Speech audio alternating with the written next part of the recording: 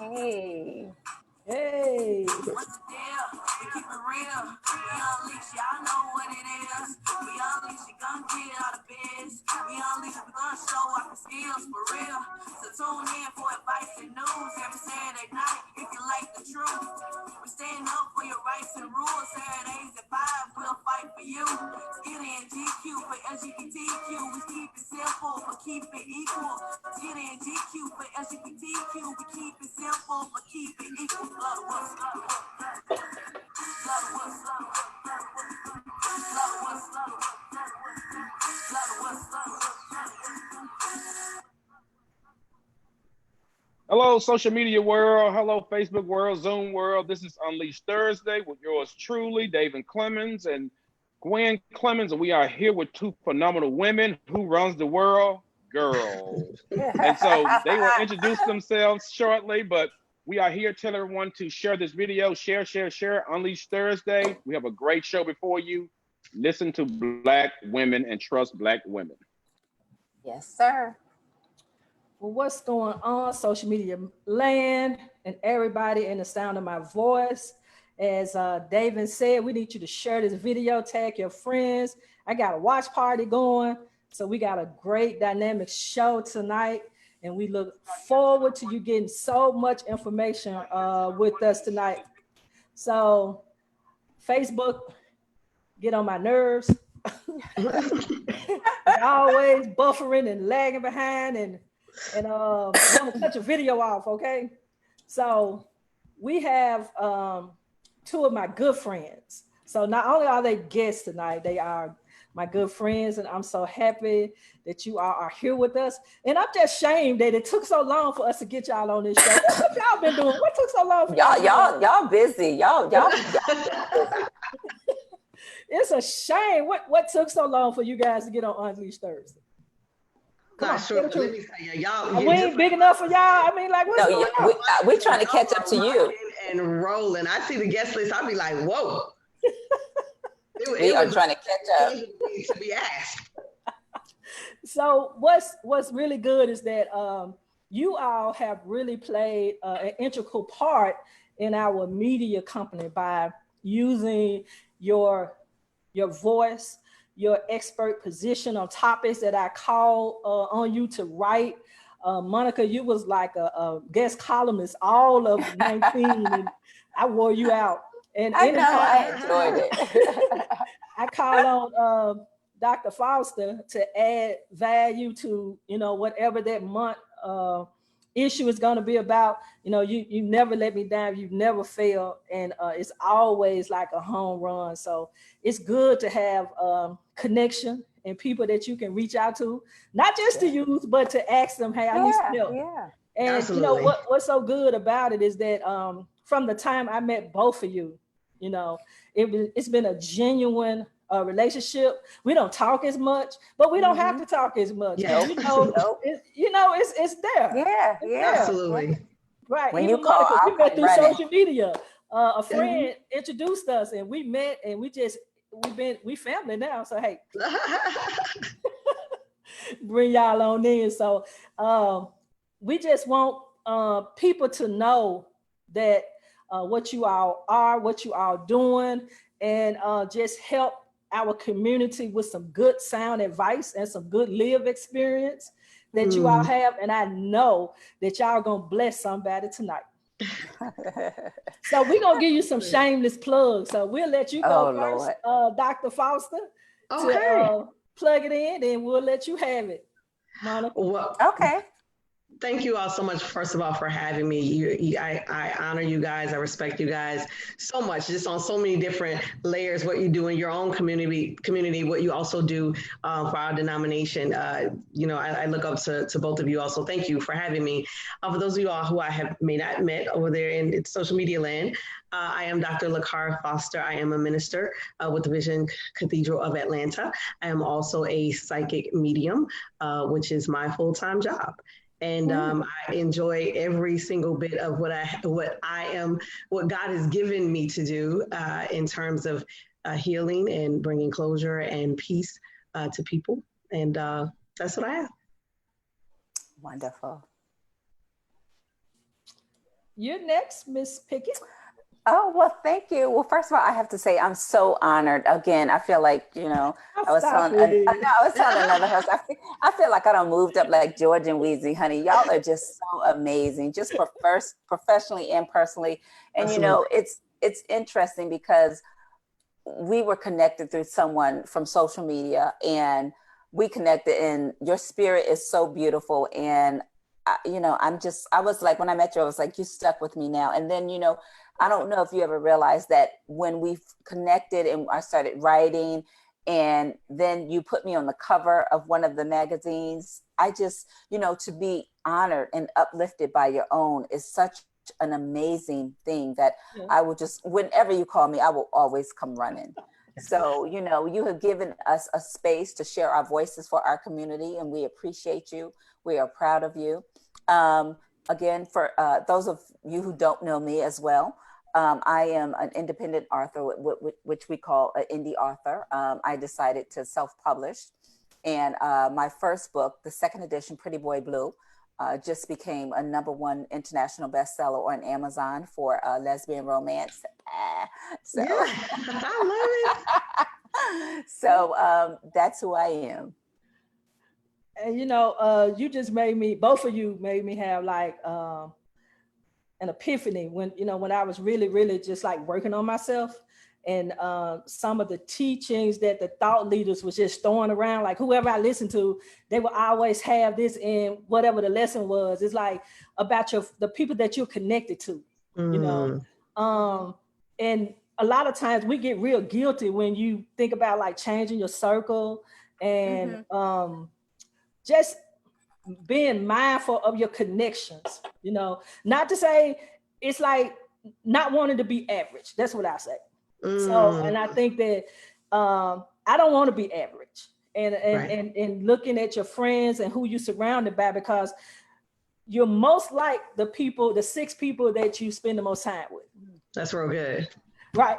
So even if it's virtual, even if it's business wise, I just like seeing people that would elevate in their life, and then it give me something to look forward to from the connections that you have. I can't wait to come to Atlanta to see your store, and I can't wait for that book to come out and that movie you're working on. So I'm like, hey, these my friends. Exactly. I know her. I know her personally. So, Absolutely. It's a big deal. It's a big deal. And sometimes, we kind of be humble about it, but it's okay. Yeah. It's okay. Yeah, it's yours, right? Did you work for it? That's all. Listen. People don't understand the cost that come with this. I was just getting ready to say, people they see you and they make assumptions, but they don't know what you do behind the scenes, the nights that you stay up all night, the money that you spend out of pocket, the times when you don't have any money, but you still find a way to get it done. So they don't see that part. So you're right. I agree with you. Absolutely right. Yeah, because if you guys would have seen me before 6:30, it was not pretty. Okay, it was not. I'm like down in the lab. That's what I'm looking like, a mad scientist every single. When I said 6:45, you was like, great. Listen, because I was running to get home. I was like, oh my God, I gotta change clothes. And that's why I got this hat on, because my hair is like poof. Hat same day. So look at Dr. Clemons. He don't know how to act because it's girls' world tonight.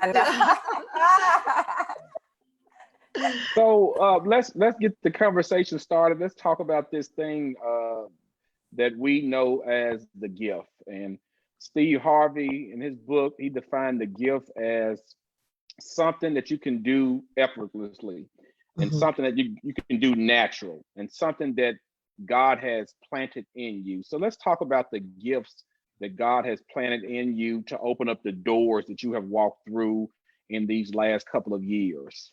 So what book you talking about, sir? Act Like a Success, Think Like a Success. It's a great book. Why you quote that book? I'm not going to pump him because we got a book coming out. But anyway, but I was trying to get him to tell the story behind that book. Tell the story. I forgot. We were on an airplane flying somewhere, and did you have the book, or you were online looking up the book or something? I had the book. She had You was on your way to DC to Barack Obama. Yeah. Okay. I was with Bishop Lakara, Bishop at First G. We went to the White House to meet. Is that when we all went that year? Yeah, it was like yeah, it's amazing. Yeah. 13, no, it's 14, 2014. Yeah. And she was talking about this book that I should read. So I think I bought the book in the airport or somewhere, and I read the book on the airplane, and the book just blew me away. And you know, I appreciate Steve Harvey, and I like Steve Harvey. I like everyone. I treat everything like a buffet. I eat what I want to eat. And so and I think people in life should treat things and people in life like a buffet. No one person is going to be 100% what you like or what you dream of them. So stop putting people on pedestals, stop talking about people, stop knocking people down, because pick and choose what you like from people and put it in your buffet and eat it. That's good. And so, but nevertheless, I read the book, and when he defined the gift, I was like, the gift, And so many people don't know that they have a gift. They don't know that they have the gift in them, and they do it just so easily. But tell the people about your gift, the thing that was planted in you that you just did effortlessly, and it just came to fruition, and bam, here we are today. Yes. And so, you know, for a long time, I didn't necessarily call it anything. I just called it the gift. But then as this thing began to evolve and unfold, I began to get very specific instructions from Spirit on what I was going to be doing and what I needed to call it and what, you know, these next steps. And, you know, sometimes I'd be like, but God, like, you want me to tell the people I'm a minister? You want them to tell them I'm also a psychic medium? But what I found was, you know, one, having this gift, for those people that don't know, and I know you say we're going to talk about this, what it means to be a medium is to be able to connect to, I always say connect to loved ones who have passed. And that is all about bringing closure, healing, and peace to people. I always say, I don't know how I do it. I just know it's just like asking somebody how they're able to sing, right? Don't ask me, because I can't. But it's just something that comes very natural. It is, you know, just is innate to me. And one thing that I have found as I've journeyed, you know, through this, kind of gone through this journey, is a lot of Black people, right? A lot of Black women, a lot of Black men, they will say, you know, I heard this about mediums, I heard this about psychics, but the only reason I'm coming to you is because you're also a minister, right? And so that to me was like the thing that God was like, this is why. Really, because there are people, and the people that I believe that I am called to or that come to me, a lot of them are stuck. Right? A lot of them are stuck, and they're usually stuck in their grief. And I have found, and I say all the time, that grief is a thief, right? And so there may have been some last minute conversations, there may be some understanding, and people will get the understanding, or they will get the message from their loved ones. And it is like, I have heard time and time again that people feel healed, or they feel whole, or they feel like a burden has been lifted. And I'm talking about people who have carried burdens for 20, 30, 40 years, you know, and clients have said that. And so I just believe that it's just a gift. It's just a gift. Wow. I like that. Grief is a thief. Yeah. If you think about it in that aspect, it really is. I've seen individuals who committed suicide, and they just left the family out there, and they had no answer, and they were grieving. Like you said, grief is a thief. Yeah. And we've been trying to figure it out, but we don't know why. Yeah. Yeah. No letter, no sign, no nothing. And like you said, grief is a thief. That made a light bulb go off in my head. I got to call somebody after this. And I've had a client recently who called, and I was able to you know, I knew that their loved one had passed through suicide, but I was also able to see how troubled the young woman had been, and I was also able to see like how far back this trouble had gone through something that happened, a traumatic event that happened in childhood. Now, I never met these people before, right? But the sister was confirming every single thing I said, and she kept saying, "I knew this, I knew this, I knew this." But the mother needed to hear it. Like the mother needed to hear it so that she could understand, one, that it wasn't anybody's fault. You know, that the young woman had just decided that the pain was too much and she didn't want to be in this physical realm anymore. Oh, wow. Awesome. So your gift, Yes. Monica. So for somebody that's listening right now, because you know we kind of might be like going a little.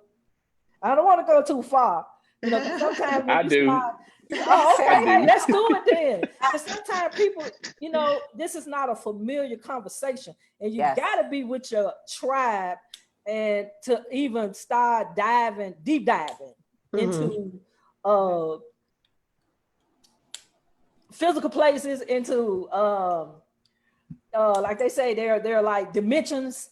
You know, people, everybody they don't understand. They don't understand like the third eye. They don't, you know, they get scared and not understanding that this is the mystical teachings, and it's out there. And but they're so embedded with King James Bible. But we're not going to talk about that. We're going to talk about that's a whole nother show. And what was it that came through you in your life to bring your vision into fruition? Was it your purpose? Was it your gift? How did you manifest this into becoming the author and the #1 bestseller now? What would you tell somebody listening like that's really out there trying to find it? Because I believe this, that the soul is always searching. It's searching for its authentic self. That's real good. Like a lot of us live life by default.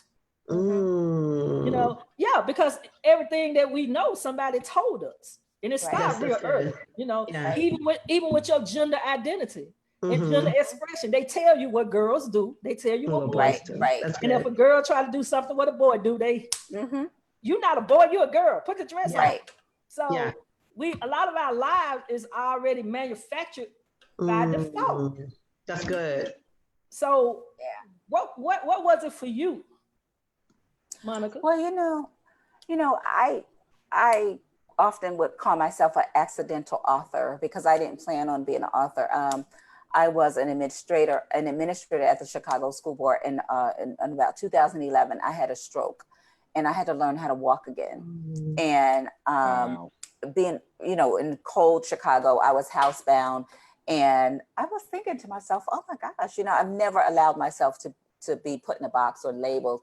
I was like, I have an MBA from Johns Hopkins. I can't be no disabled housewife.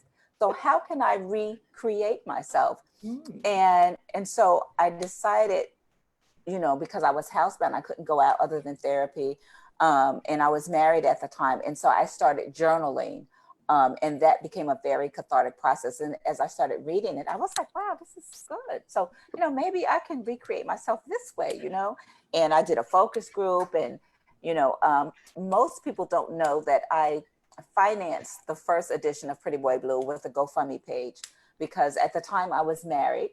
However, I did not want my wife at that time to finance my dream. I wanted to do it on my own. So I started a GoFundMe page, and whenever someone made a donation, whether it was $50 or $250, I gave them the most salacious, juiciest part of the book. And I had about 25 to 30 pre-orders before the book was published. And, you know, I was like, I think I can do this, you know. And the other thing that was so important to me was, again, I refinanced the book. I financed the book with a GoFundMe campaign. And right as I was in the middle of writing the book, again, most people don't know that I was going through a very devastating divorce. And so at that time, I felt broken. You know, my heart was broken. I felt low. I was like, you know, God, I'm a good person. You know, what is this? You know, and I heard Bishop Jake say one time that sometimes God will break your heart to save your soul. Girl, when he said, I was like, wow. And so I decided that although my heart was broken, I was not going to allow that situation to break my spirit. And I never missed a deadline. And when I tell you that we have this conversation all the time, Gwen, I just wanted to run down the street shouting and thanking God, because in the midst of going through a painful divorce, the first edition of Pretty Boy Blue was published the weekend of my 50th birthday. That's nothing but God, you know? And so I would tell people to follow your passion. The purpose will come, because I would say, you know, at the time I would say, honey, you know, what did God give me? I don't know what my purpose is. You know, what did he give me? And she would say, well, you know, you'll find out. He'll send it to you. And I followed my passion with the writing. And, you know, one of my girlfriends was like, girl, I didn't know you could write like that. I was like, shit, I didn't know I could write like that either. So I just think it's important for people to follow the passion, the purpose. God will then show you what the purpose is. The money will come then. And then just to never give up. And again, your heart may be broken. But again, I had to surrender. I had to break down and get on my knees and cry and surrender to God and say, this is your will, whatever it may be, this is your will. And then he started putting people in my life like you, who I never would have met on my own. So I think that's important. So for the people who are listening, when someone has a gift, they have the natural ability for something.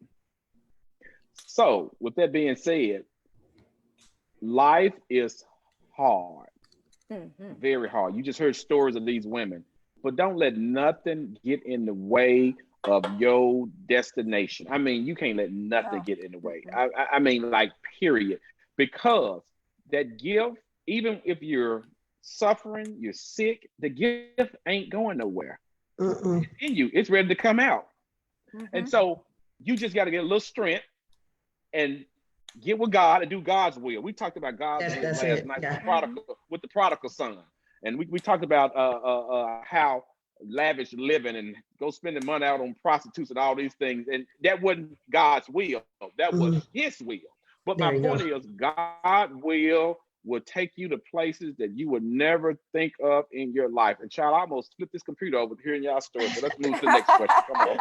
I know, you know, it's very true. But see, a lot of us, we always hear, you know, faith without work is dead. And, you know, God will, you know, the evidence, you know, of things unseen. And, you know, it's like cliche-ish, because it's like, you know, people say it so much and they memorize it and it sounds real prophetic. It sounds real good. But no, it's really hard that when you have to rest in that, right? To say, I'm going to work my faith. You know, because when you start talking like that, it get real scary, because you really don't have any reassurance. And like your brain is built to protect you. That's why a lot of people be like, ooh, I want to jump. Ooh, I want to quit this job. But then everything start running through your mind, all the, you know, the negative things, like, okay, so how you going to pay your bills? And, you know, so a lot of people won't do it because the brain keeps you safe. But that's when you have your biggest breakthrough, when you go like, I'm finna trust God. I'm going to trust God. And I just, it's crazy faith. See, like, I don't have crazy faith. I'll admit it. Now, Davin has crazy faith. I'm still hokey pokey. One in, one without. But God hasn't ever lied to me or let me. God has not failed to show me that she is real, and that if I say it, I mean it, because you're being obedient. Because like, he didn't tell y'all the story. See, Monika, we started with a GoFundMe too. Wow. We did an old bootleg commercial with an iPad. Sean did the commercial. We found this sign that said, I love Memphis. We had just got out of church. We had clergy on, went in a location in Memphis and did the video. And we raised about $1,400 in like 1 or 2 days and started our radio show. Wow. It was a complete fake walk. And within 30 days, we had our nonprofit, because they had just come up with a way that you could do it for $350, where people was trying to charge you almost $5,000 to file your charter. Oh, filing nonprofits in 2014 was very expensive. Yeah. And then if you really didn't know what you were doing, you would have got right. got. Yep, so, exactly. It was just a complete fake walk. Like, we had no money when we started the magazine. Not one dime. And look at you now. The magazine is paying for itself. And the magazine is we've been able to sustain it for like 5 years just out of faith. It was times when we didn't know where we was gonna get $6,000 a month from. Okay, that's not cheap. No, and we're not even talking about the radio show. And when I think back, right? So we had the radio show. We just stopped it in March of this year. We ran from 14 to 20. It was $1,000 a month. And I sat down and I added up. That was $12,000 a year. I said, where we get the money from? Yeah. Wow. We paid it and we don't owe them anything, and we're debt free. So you can't tell me that this is not not at all. Wow. Yeah. He got this big vision that he got this building that we're gonna have with our name on the top. There it is. There you go. Yeah. So, and I always believe that God will give you a glimpse of it. God will give you a glimpse of it. And if you saw it, because I mean, that's what the scripture says. And I always say that, like, the scripture tells us that eyes have not seen, nor have ears heard, or entered into the minds of men, that what I have prepared for you, meaning there's an ED on the end of it, meaning that God has already done it, meaning that I always tell people, like, God ain't doing nothing new, right? God waiting on us. We ain't waiting on God. Right. And it is up to us to do the work or to trust it or to believe it when we can't see it, because that's the other thing that the scripture tells us. Whatever we ask for in Jesus' name, if we believe that we have received it, then it shall be ours. Like, then you got to believe it first. Yeah. And then it's always, yeah. Go ahead. Go ahead, Monika. Go ahead. No, I was just going to say, it's just so uplifting to, when you surrender to God's will, not your own, you realize that it's always better than what you thought you were going to have. It's always better. Well, see, I'm new. When people say how you tried them, I was like, no, I had tried them. But I say, Monika, I say that God's will is not an imposition, it's a position.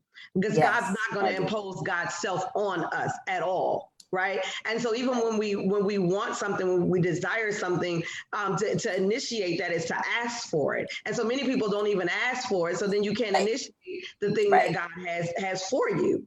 But I say that God's will is a position. And that it's a will, right? It's like when your rich aunt, die and leave you in the will. And that's even more evidence to why the enemy tries to keep you down and try to use derogatory words and condemn you, say you LGBT people, whatever, going to hell and blah, blah, blah, blah, because they know if you ever discover your gift, they know that freedom costs, they know if you ever become liberated, the things that you can do. And they've seen this before, so they don't want you to get in those positions to do God's will. They try to get in the way of God's will, and that's why it never works. Yeah. And that's why it's so important for people, especially our younger people, to go after their dreams, become liberated, free your mind, educate yourself.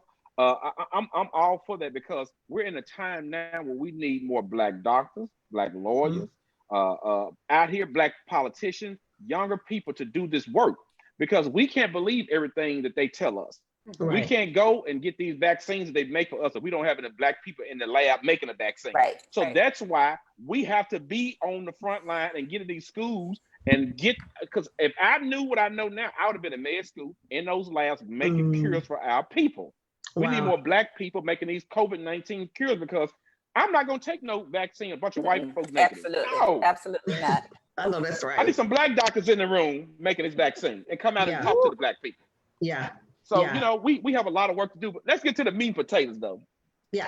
Let's talk about, Dr. Foster, a psychic and a medium, because that's the big, not a conflict for me. That's the issue with people who are lazy, who only read a King James Bible.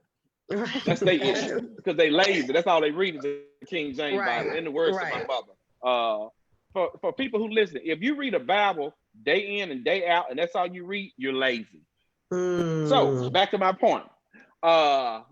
What's the difference between a psychic and a medium? Okay, so one thing is that all psychics are not mediums. All mediums are psychics. And a psychic has the ability, because first of all, I tell people, everything is energy. right? Everything is energy. There's nothing that is not energy. And since energy cannot be created or destroyed, right, then we know that when we depart from these physical bodies, we are still energy. And this gift allows me to be able to tap into that energy. Oh, come on. Give us some metaphysics then. Oh, absolutely, right. And so with that, even, you know, with the psychic ability, it just kind of allows you the ability to kind of see things, you know, in the past, in the present, and the future, if you will. But even beyond that, is to really understand that time is an illusion and everything is happening, you know, simultaneously. But I don't want to get that deep with it, right? And so that's how I'm able to. Go ahead and tell them that man made time. Oh yeah, oh absolutely. And that's why even before this conversation started, Monica and I was saying, when I say that 2020 is not canceled, when we looked at 2020 in terms of our own agenda, we were dealing with it in terms of chronos as opposed to dealing with it in terms of kairos, which is God's time, and we don't have the authority to cancel God's time. And so I believe that God really showed up in this year to really kind of show us that, you know, no, like, you know, the universal spirit, creator, whatever we decide to call it, is still in control. You know, and so for me, and as far as being a medium, it is, again, when you are able to connect with the energy that has passed on. And so, you know, people often ask, well, how can you reconcile being a minister and being a medium? And I tell people, I'm not the one that has to reconcile that, right? You know, they're the ones that have to reconcile it. Like, I've done the work. It's like Doc said here, like, people are being lazy. And so getting my doctorate, it gave me a very clear understanding of who King James was, why King James wrote, and how there was no derogatory mention of psychics or witches or mediums or astrologers or any of that prior to King James version, and people need to know why, you know. And even more than that, when we look at it from a African spirituality perspective, you know, why is it that our traditional, because one thing that Dr. Black told me, which was so profound to me, he was like, you know, if we was in Africa, you wouldn't be special, right? And I was like, he's like, this is what we were doing. This is who we were, you know. These are the gifts that we connected to effortlessly. Right? Everybody played a role. And so then when we were enslaved and bought here, of course, you know, I think about that movie, and I'm not going to be long-winded here. That movie, Harriet, right? We know that Harriet was also psychic, right? And Harriet had this ability to really tap in, listen to what spirit was saying, and say, okay, I need to go. I need to stop. I need to do that. Oh, that's a psychic ability, right? Yes. And imagine, like, the slave owners are like, we can't have that. Right. Tap into that. What kind of power, you know, what they're gonna be doing around here if they realize they have that power? But wasn't it Ezekiel that did dreams? I mean, well, you know, Jesus came back and talked to the disciples and to Mary Magdalene in the spirit. It was on, you know, the Mount of Transfiguration, talking to the people who had passed. And so I think that people get it confused. You know, I always say Jesus was a medium, right? And Dr. Black, we've had that conversation as well. But I think that what Jesus was really trying to teach us was nothing about religion at all, right? People took that and tried to, you know, create something there. But I believe that Jesus was trying to teach us about tapping into our own personal power, which is why everything that Jesus said, and you can do this, and greater works will you do. I always tell people, I'm doing the greater works, and ain't nothing gonna change that. Nobody's gonna deter me from doing the greater works that Jesus told me to go and do. And he said it in the red in the Bible for you lazy people, that the disciples will do greater works than him. He said this. And so, like you said, once again, if people would do their job, their due diligence, and put that King James Bible down and pick up something else and read it along with it, you may get educated. Yeah. You may get liberated. Yeah. So, hey, I'm down for it. I believe in energy because, matter of fact, you can just think about it. When you meet people, you can feel the energy. Yeah. When you're attracted to people, you can feel the energy. When you wake up in the morning, if your spouse come home at late at night or whatever, you can, if something's wrong, what's wrong, baby? Yeah. You feel it. Yeah. And so energy is real. And so everything, like that timepiece, the will, time, all that stuff. It's God's timing is perfect timing. Oh yeah. And it's very perfect. And if we could ever get to that point in our lives, if we stop fighting with God, stop fighting, because God is so smart. We fight with God all the time. Listen. God is so smart. God just sits back and just say, "You fools." Right, tapping Just his finger, tapping his finger. Yeah, just you fools. You all been fighting with me for a minute. You like you said that Harriet movie. That woman didn't have a compass. She didn't have no GPS. Come on now. Walking on foot. Walking on foot. Come on. Slaves. And like you just said, it's important for us to, child, look, don't get me started. Hey, Miss Pickett, to our young people out here who want to be book writers, who aspire to tell their story, because can't nobody tell your story better than you. How will you get them started, like on step one? I want to be a book writer. I'm coming to you. I want to tell my story. I want to tell my fictional and non-fictional stories. What do I need to do? How do I get started? How do I tap into my writing abilities? You know, the first thing is I would suggest just start writing. You know, I did an interview recently and the host asked me, you know, what do you use, you know, in terms of technology, laptop, desktop, whatever. And I said, you know what, I'm old school. I go and I get a 5-subject notebook and I just start writing. You just write your story. We all have a story in us. You just have to tell it. And I decided to tell my story before someone else told it, you know, because like you said, no one can tell my story. So I would suggest just to start writing. And then even when you start writing, don't try to edit it and, you know, proofread it. Just continue to write, because what I didn't realize when I first started writing the first edition of Pretty Boy Blue, I met with a consultant and she said, you should always think in terms of 3s. And I was like, that's interesting. So when I realized it, when I looked at my notebook, I realized I had written so much of the story that I had written 2 books at once. And so I had the first book and I had the sequel done. So yeah, so I would just say start writing, because we all have a story in us. And if you don't tell your story, someone else will. So you might as well. Good. That's good. Dr. Foster does book writing. How do they? She teaches how to do this. So would you add something to this? You know, I think she's absolutely right. And I always tell people in the beginning of my author boot camp to set a date for the book release party. And then we work backwards from there. Like set a date and then put it on Facebook, right? And tell people the book is coming out such and such date. And because Facebook will hold you accountable. Oh, yes, they will. And so I tell them to work backwards from that date and to be able to, exactly like she said, kind of do it in chunks. And we always have a good time. I think from that series, I think we've probably birthed about maybe 7 authors already. Oh, wonderful. Yeah. With some amazing. Well, we got one coming. I can't put no date on it. We've been working on this thing for 5 years. Put a date on it. And listen, put a date on it. When? What's happening with the book? Yeah. Hey, listen, it's coming. It's like, I guess in God's time, you know, it's our life story. So it's like really painful. So it's kind of difficult when we have to proofread and I have to put it down because I'm like, no, I can't read this. And that's interesting. Yeah. Go ahead. That's interesting. You said that, Gwen, because it was, like you said, it was very painful. Although it's fiction, it's loosely based on my life. But I also had to be respectful and mindful of other people, of family members, because in the midst of telling my story, I did not want to tell someone else's story. And you know, our side gonna always be like, well, you know, one thing that I always tell the authors to begin with is that it's not personal. You know, your story is not personal, and that God didn't take you through all of this for you to keep this story to yourself, but God took you through all of this so that you could free and liberate other people. Because for me, it's always God saying, but look how I kept you though.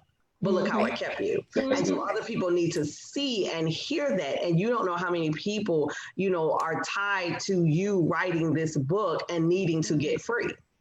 Yes. Oh yeah. I mean, I definitely agree, because well, you know, we know that it gotta come because the story has to be told. And so it started with what's this, 2020, probably like 15 or 14.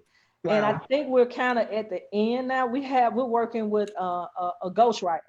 Nice. So I think we're about at the end now, maybe 3 or 4 chapters. We said, leave some for part 2. And I think what will happen in 2, I think more Davin will go off and tell his. Yeah, and then I would tell mine. But this one here is like a joint.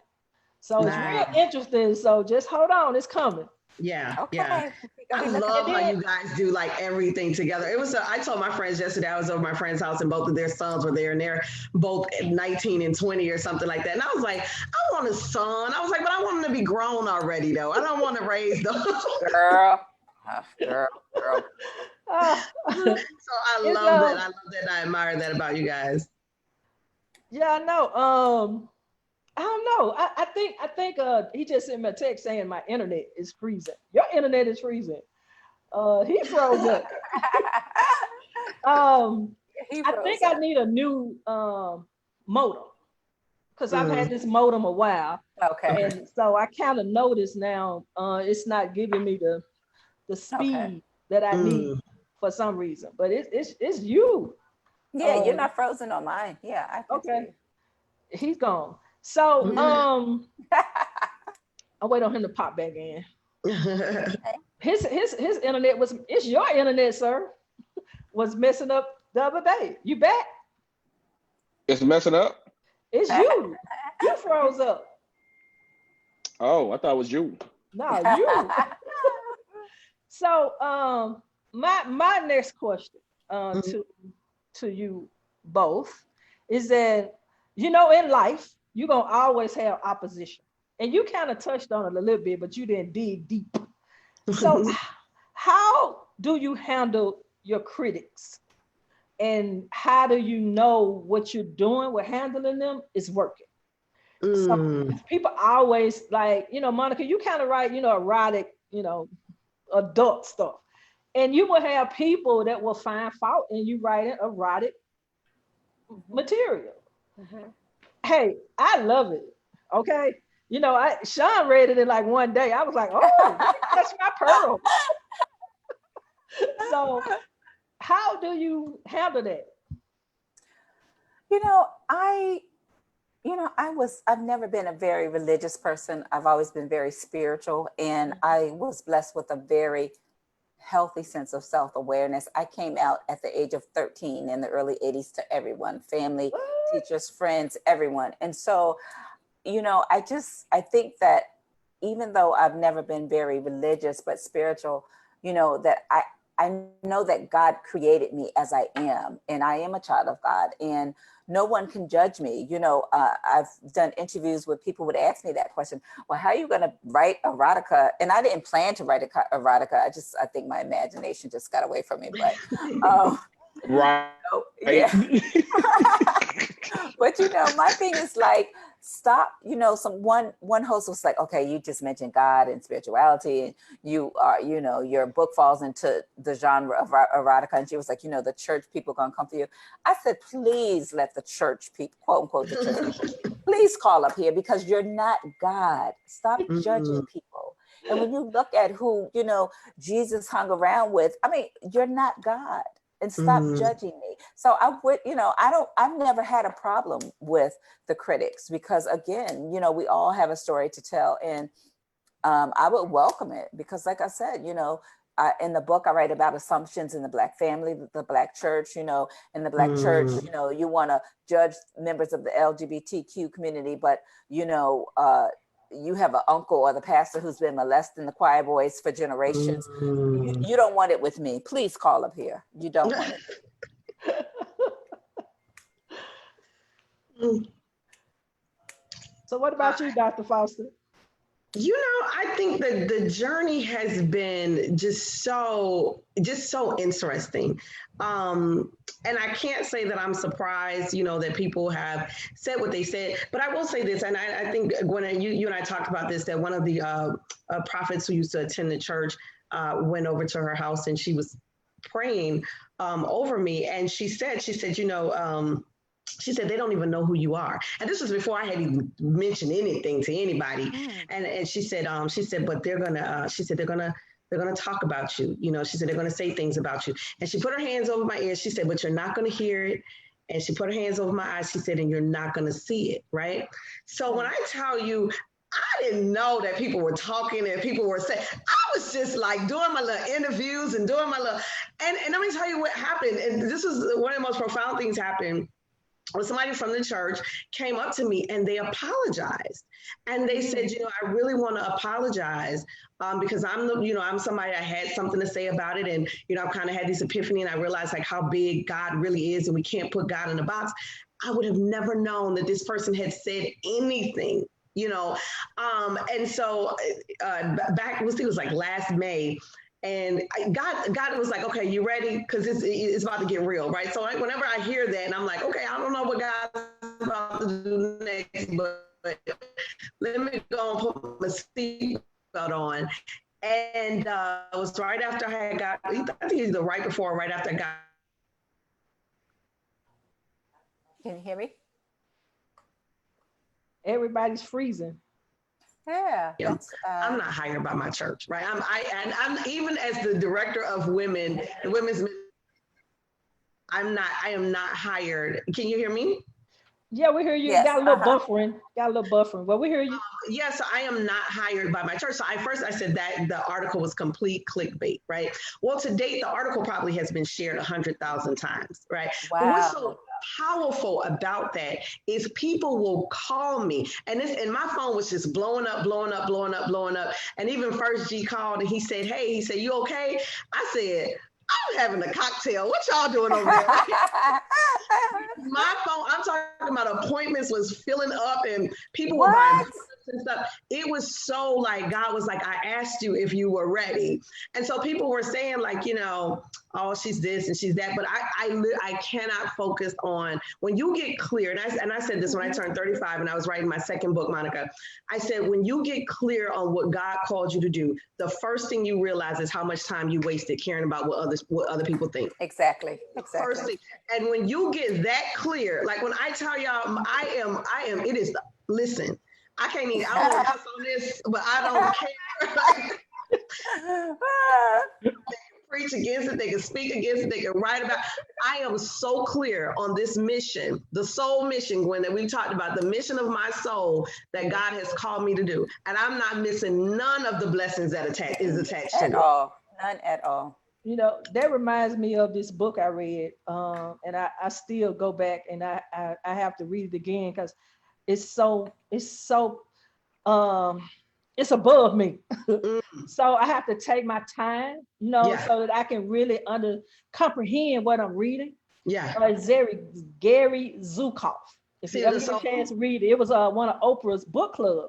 It's called The Seat of the Soul. Absolutely, yes, one of my favorites. So, you know, I was I got to get it. But I was like, oh, girl, this above you. But, you know, I'm there, but it's like another dimension. So I'm like taking baby steps with it because sometimes your mind cannot handle, right, what you've been exposed to because cognitive dissonance kick in. So what helped me was that when he said authentic living, he said when the personality is going to always be looking for the soul. And when your personality finds the soul, that you begin to live authentically. Because a lot of times we think that we are our personality. Right. You know, but our personality is like our representative. And it's also a byproduct of like the manifestation of the world that we've taken in through our lenses, right? And our exposure. And a lot of people have had limited exposure. But once you find that connection between your soul and your personality, and then your soul start living and not your personality, your soul is who people meet. That's when you begin to get those connections. And that's when you begin to not get those connections. And you begin to understand why you can't connect with people. And because positive and negative cannot live in the same environment. Right? They can't. So one is gonna dominate the other. So I was like, okay, I get you now. And then David and I, we read The Alchemist. I love that book. Yeah. Paulo Coelho, what's his name? Coelho. Pablo Coelho. And we were reading The Alchemist, and what made me read The Alchemist was Pharrell Williams talked about it, and Will Smith. And he said he sees colors, right? Pharrell says he sees colors, which is really your spirit. Right, in the auras. Your energy emits colors.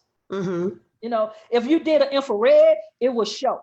Like it shows. You get under your brain and run a scan on it and watch the red, the blue. It's energy. Like you said earlier, and people don't understand that.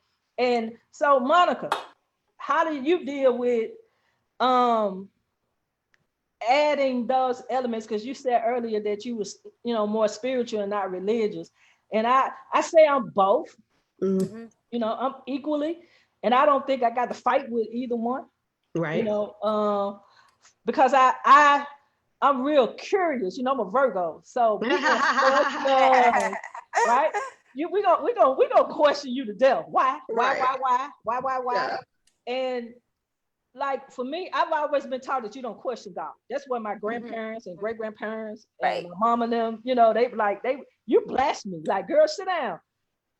And really, I have to give credit to my son and Dr. Gooch going through theology. And when they went to school, I was the student. Like, what y'all learning? And I picked their brain because I wanted to know. And that was kind of like when my liberation came from under the old God of what I had been taught.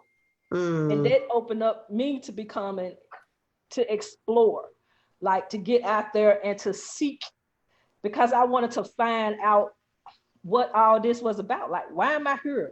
Like, what was my purpose? Why was I born? What is it that I'm supposed to be doing? Because my life has to be more than what I'm doing now.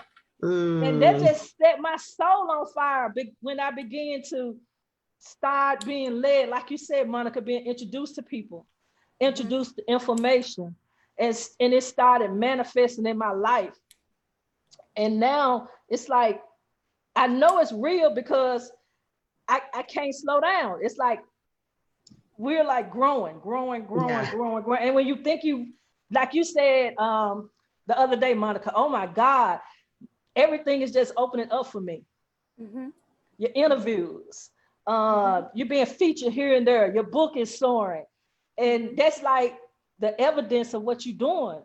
And for you walked in your building and you were walking around showing your space, Lakara, and you was like, the numbers on the door and everything was matching up. And then you got these beautiful candles. Where my candles at? Yes. I have to order some. And then when you said the ancestral love, and I was like, man, we working on Sankofa right now. So we have a project like right now. Wow. Yeah. Right? Yeah. And that's what it's called, The Roots. Yeah, I was reading about. That's awesome. Yes.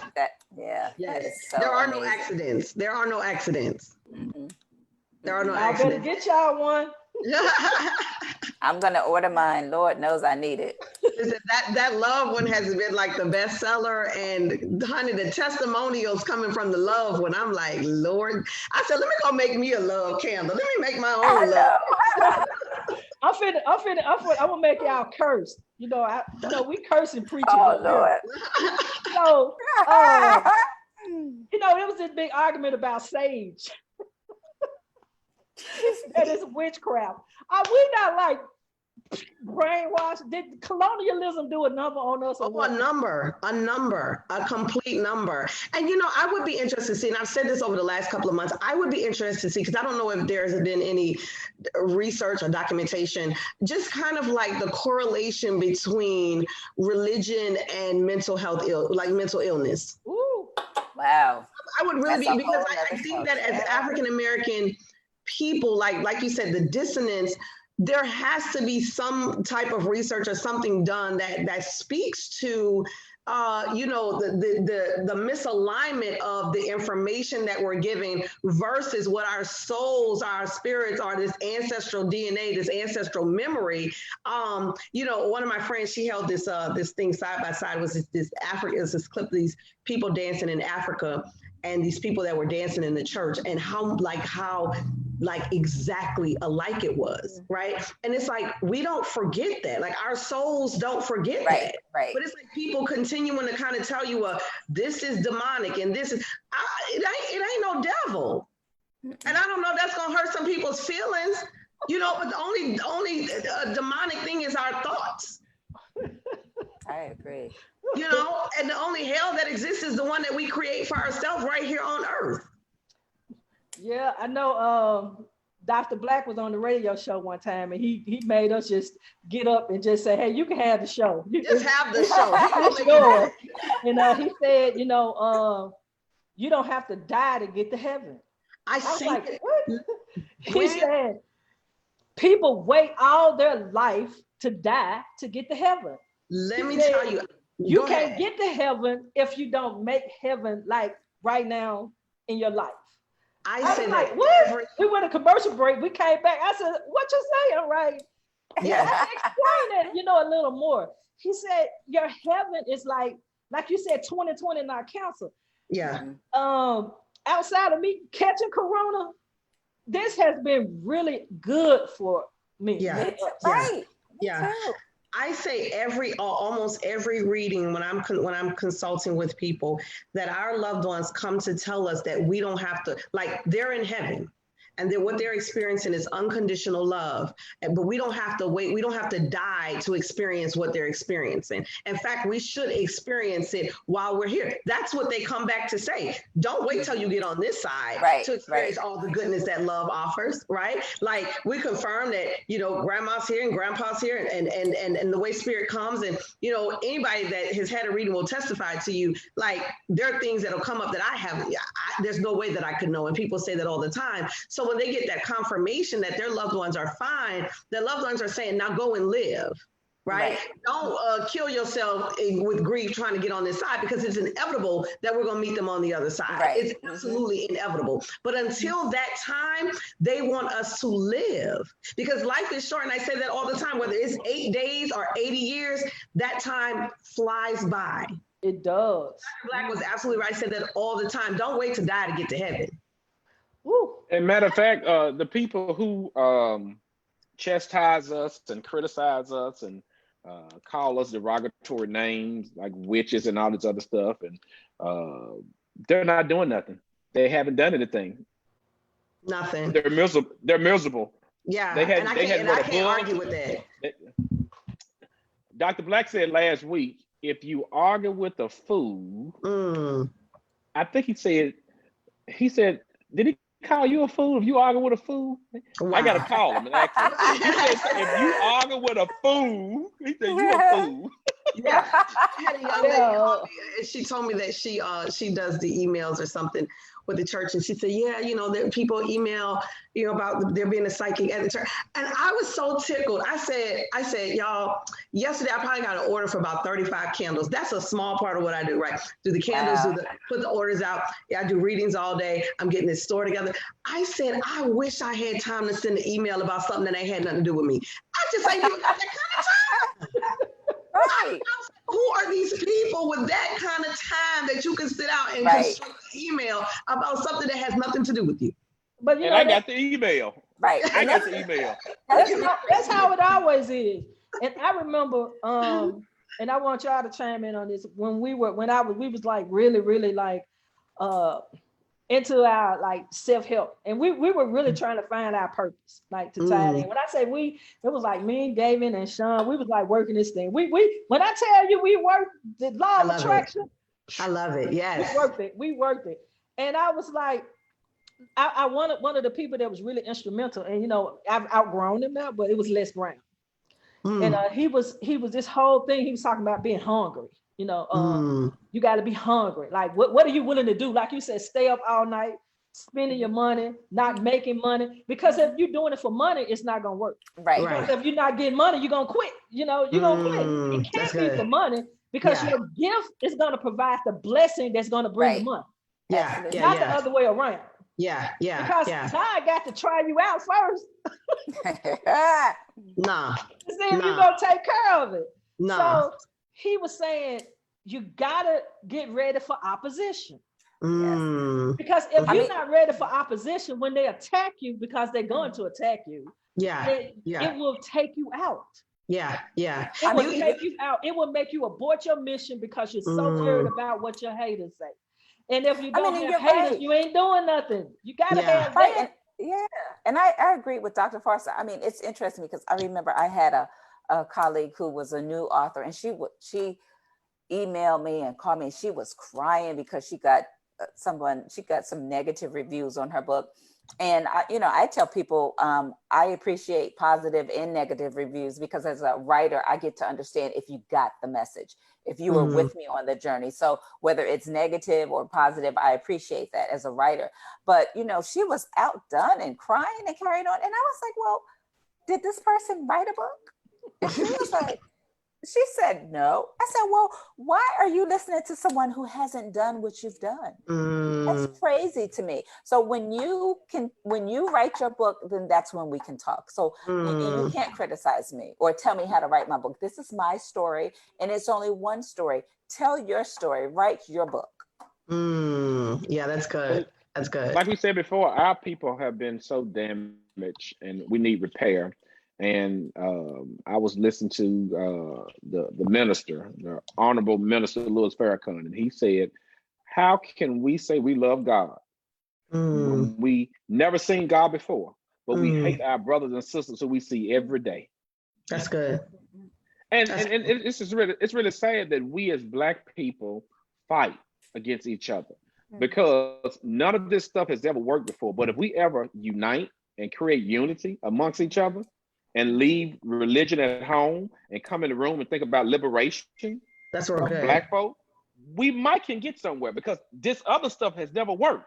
All these dominations, all this hating, all this fighting, it hadn't worked. But if we ever unite and do what Malcolm X said, leave your religion at home, come in the room, let's talk about liberation, it might work. But we're fools and we think we know everything. We'll continue to suffer and be in the same predicament we're in now until we unite as one. Yeah, that's real good. I agree. And, that's kind of been really instrumental, to being consistent and like longevity with Unleashed. It's just, knowing that this is not our doing. We're being obedient to what we were called to do. And that's how, that's the best way I can tell it. It's just ordained. And I looked at an interview we did with a local news 24 here, and the guy asked, he was talking to David, he asked, and he didn't have a beard then, he all barefaced. He's like, I give.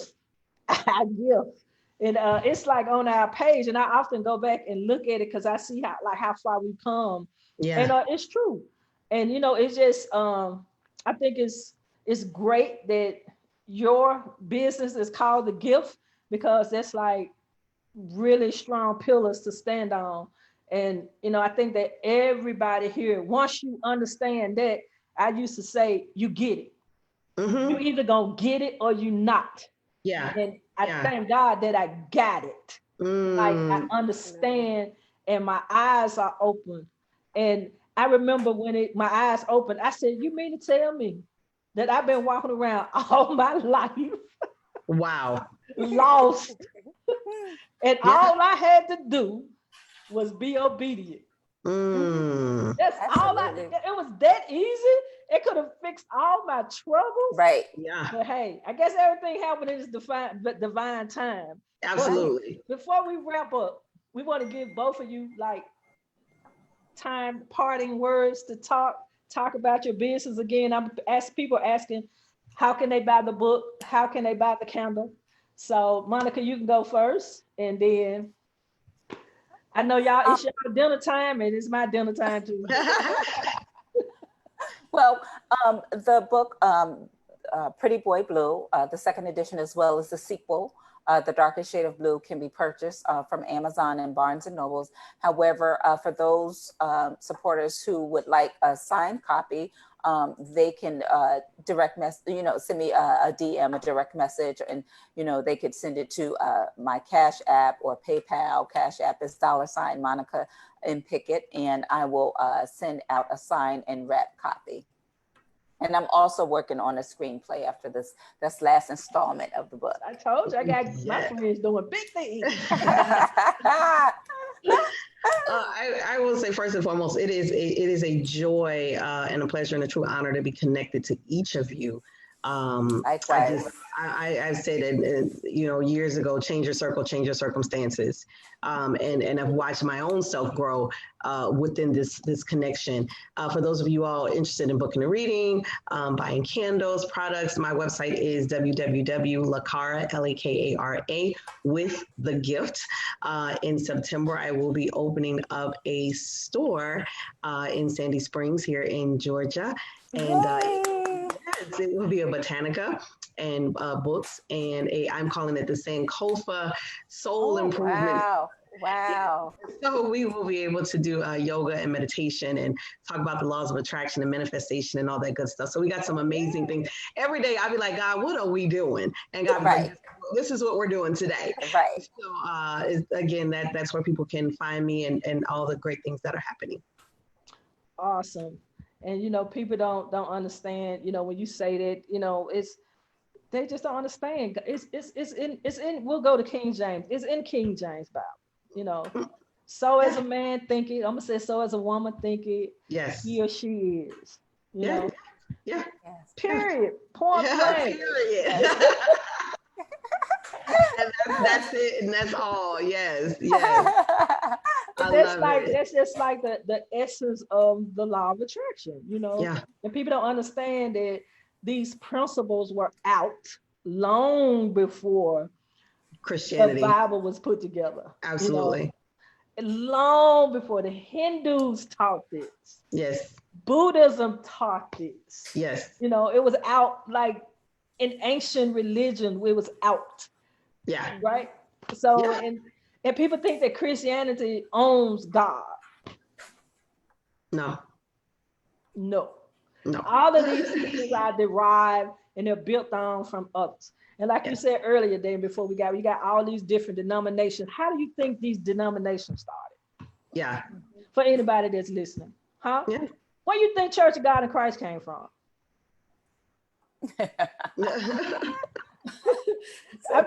It's like relatively new, right? It's like 100 years old. Where did they think Protestant come from? Where do they think evangelicals came from? Where did the Lutherans come from? Where did the Protestants come from? Where Baptists come from? Where y'all come from? Yeah. So how you own God? Right. That's good. That's good. That need to be on one of your t-shirts. Even so you gotta be careful, like what man, woman you following, that you allow them to teach you what God is, because I can say something right now and will have people to validate what I say and could not know what the hell I'm talking about. Wow. Just because I got an amen corner does not make me right. Popular opinion does not make it right. That's real good. Right, popular opinion had us in slavery for 400 years. Right? Throw this computer. Girl, popular opinion does not make it right. That's good. That's good. Right? It just means it's a popular opinion. And that's good. Our LGBTQ community, IA, LMNOPQ, RSCUVZ. Don't add another letter. Listen here. Don't you add another letter. I'm just saying, because how can we cast judgment? By default, they say that we're not even supposed to be in ministry, period, right? Right. The women, the gays. Because King James gonna do what to you? Right. None of us. If we follow that. I'm like Bishop Flunder. I tore them pages out of my Bible. And guess what? Some of them was already torn out. If you look at the slave Bible, it was a lot of stuff that was torn out of that Bible too. Hello. Right. They got one that fits the slave Bible. Wow. It's about this thick, ain't it? No, it was the one that they gave the slaves. Right, that's what I'm saying. With all the other stuff the ones that talk about being meek and mild. Right. Obey your master. They left Ephesians in there. and Leviticus. But hey, we have enjoyed you. We can talk forever, Lakara. I am so honored. Thank you so much. Same here. Thank you. Honor. And congratulations, Dr. Foster. Put some respect on your name. I know that's right. They're gonna make me go to school. I don't know. I'm sitting here. I'm thinking about what I'm gonna do. I'm praying. So hey, I'm gonna pray for you. You pray for me. Let's watch God change, do this thing. So listen, on behalf of the Unleashed, welcome to the official Unleashed family again. Thank you so much. If we need you all back, we definitely will call you. And Dr. Foster, I got to get you some dates because you got to teach us some stuff. So I'm working on that now. Forgive my I will get it to you by Saturday. I understand. We wear many hats. Right. I got a slave driver right there. I think he the boss of me right there. I appreciate y'all so much. And we got a lot of comments. So we're going to put this on our YouTube page. Okay. So we want to go back and look at it again. And it's also going to be uploaded to our podcast that's available everywhere that you can listen to on podcasts when you're out. You want to go back and see what you said. What did I say? And you can share with your friends. And if my assistant would get us some clips, we would have clips that you can share, maybe post on your website if you like. It's absolutely. Wonderful. But we have enjoyed you all tonight. I love y'all. Y'all my friends. FREEND. Yes, right. And thank you, Dr. so much. Thank you, Facebook, for hanging out with us tonight. We'll put these websites up so you can go check out these wonderful ladies. Get your book, honey. Get your life. Get your calendar. Where my calendar? Get your That's a nice combination. Get the book with gold flakes in it. Yes, that's a nice combination. The book and the candle, honey. Yes. You gotta have it, and I gotta get some sage too. Listen, I got all of that. Okay. Well, thank you so much. Anything you want to say, David? We're good. Thank you all. Thank you. Thank you. Next time we're gonna leave you off because it's gonna be girls' time, honey. All right, Facebook. See y'all later. Thank you. Bye-bye. Bye-bye, y'all.